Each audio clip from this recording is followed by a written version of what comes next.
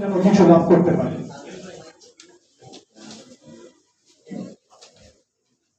সম্মানিত গণমাধ্যমকারীবৃন্দ, Bangladesh poultry industries association সব সময় দায়িত্বশীল অংশীদার হিসাবে সরকারের সঙ্গে কাজ করতে চায়।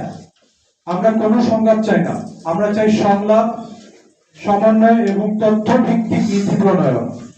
আমরা বিশ্বাস করি সরকারের ভিশন, বেসরকারি খাতের বিনিয়োগ, গবেষণা প্রতিষ্ঠানের জ্ঞান এবং খামারিদের অভিজ্ঞতা ও পুঁজিশ্রম, এই পাঁচটি শক্তিকে একত্রিত করা গেলে বাংলাদেশ শুধু নিজের চাহিদাই পূরণ করবে না, ভবিষ্যতে আন্তর্জাতিক বাজারেও প্রতিযোগিতামূলক অবস্থান তৈরি করতে পারবে।